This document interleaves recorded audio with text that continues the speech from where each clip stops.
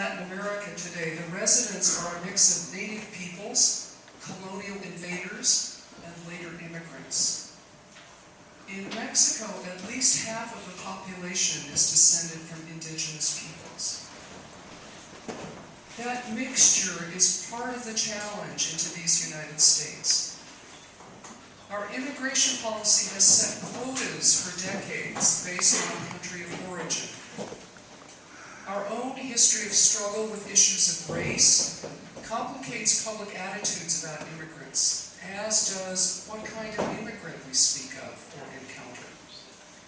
Engineers from Austria are received differently from the lost boys of Sudan, who are received differently from braceros from Mexico, who are received differently from babies adopted from China.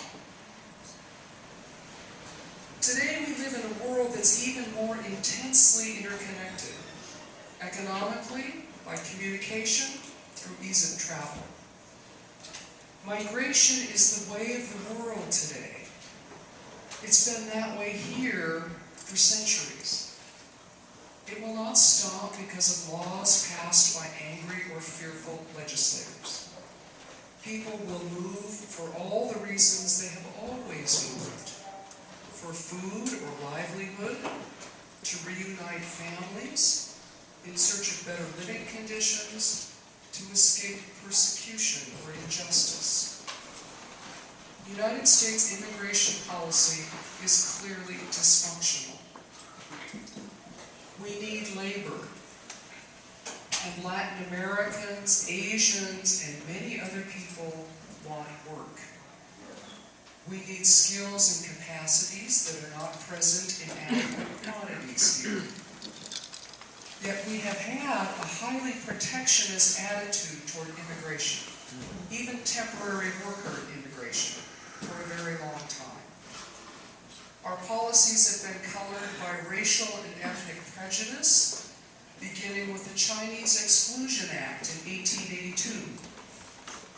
Today, Brazilians can get visas to work here or to visit here, but many stay and end up working as nannies and childcare workers.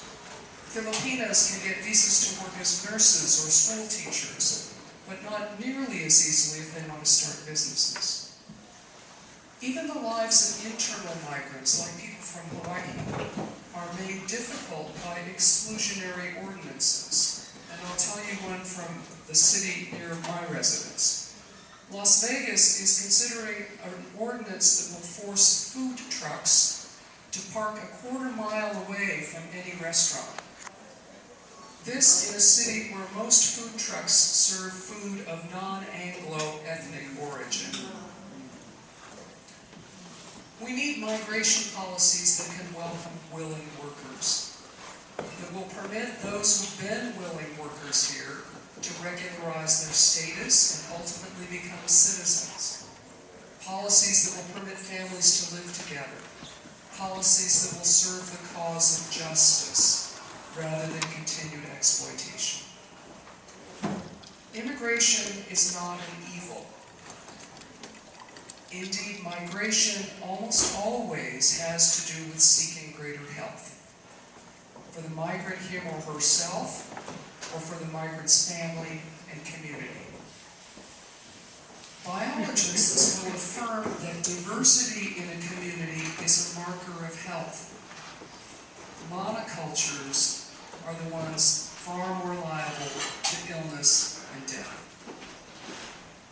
In a culture like ours, where the wider social valuing of community is rapidly being lost, immigrants bring a yearning for communities of mutual support, like that biblical expectation that strangers, widows, and orphans are cared for. Healthy human communities care for their weakest members so that none goes hungry or is thrust out into the cold. This nation hasn't been doing too well in that regard, especially in the midst of current political struggles over care for the poorest and the weakest among us. In Buffalo, New York, a refugee resettlement agency has been helping people from Africa Iraq, and Burma transition into American society. Some of these refugees have been housed in a part of the city that was quite blighted. The immigrants have a different understanding of community, something that some of us in this room may remember from an earlier day. Those immigrants have taken back the streets and made them safe to live in, safe for children to play in. They brought order out of a good deal of chaos in that place.